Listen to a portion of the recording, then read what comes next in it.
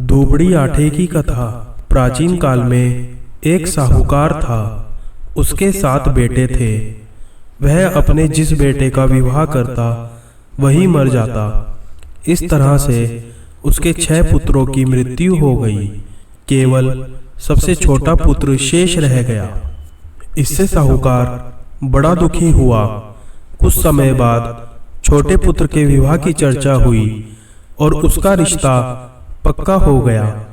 विवाह की तिथि तय हो गई।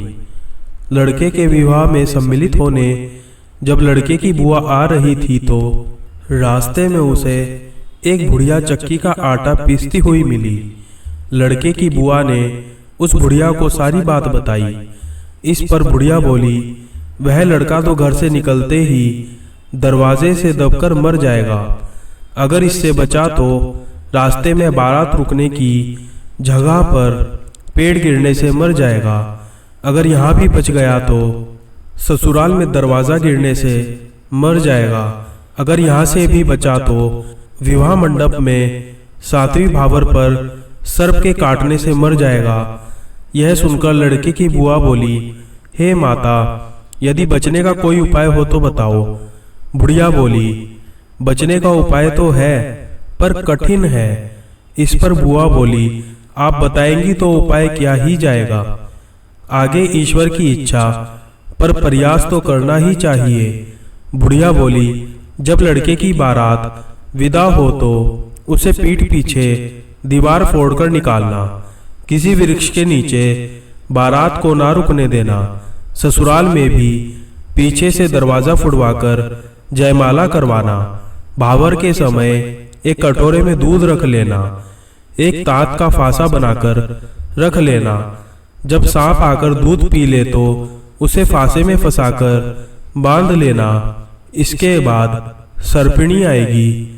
वह सांप को छोड़ने के लिए कहेगी। तब उससे अपने मृत 6 भतीजों को मांगना। वह पहले 6 मरे हुए तुम्हारे भतीजों को जीवित कर देगी। इस बात को किसी से न कहना, क्योंकि ऐसा करने से कहने व सुनने वाले दोनों की ही मृत्यु हो जाएगी। इससे लड़का भी नहीं बचेगा, वह भी मर जाएगा। सारी बातें बताकर बुढ़िया ने अपना नाम दुबड़ी बताया और चली गई। सारी बातें सुनकर लड़के की बुआ घर आई। जब बारात जाने लगी तो लड़के की बुआ रास्ता रोककर खड़ी हो गई और बोली, मेरे भतीजे को दीवार फोड़कर पीछे से निकालो। ऐसा ही किया गया। लड़का सकुशल निकल आया। उसके घर से बाहर आते ही मकान के आगे का पुराना दरवाजा भर भराकर गिर पड़ा। यह देखकर सब कहने लगे, बुआ ने बड़ा अच्छा किया, लड़के को बचा लिया। बुआ भी बारात के साथ जाने लगी तो सबने मना किया और कहा कि महिलाएं बारात के साथ नहीं जाती हैं। पर बुआ ने किसी की बात नहीं मानी। वह भी बारात के साथ गई। मार्ग में जब बारात एक वृक्ष के नीचे रुकने लगी तो बुआ ने सबको रोका तथा लड़के को वृक्ष के नीचे ना बैठाकर धूप में बैठाया। लड़के के धूप में बैठते ही वृक्ष चरमराकर गिर गया। यह देखकर सारे बाराती बुआ की प्रशंसा करने लगे। पूरी बारात बुआ की अब तक की समझदारी से प्रभावित थी, इसलिए किसी ने भी उसकी बात का विरोध नहीं किया। जब बारात ससुराल पहुंची तो बुआ ने लड़के तथा बारात का गृह प्रवेश पिछले दरवाजे से करवाया। ससुराल के घर में पिछले दरवाजे से लड़के तथा बारात के प्रवेश करते ही आगे का दरवाजा अपने आप भर भराकर गिर गया। इस पर सब आश्चर्य करने लगे और आपस में कहने लगे कि यह सब बातें बुआ को किसने बताई। जब लड़के की भावरें पड़ने लगी तो बुआ ने कटोरे में कच्चा दूध मंगाकर तथा तात का फासा बनाकर रख लिया।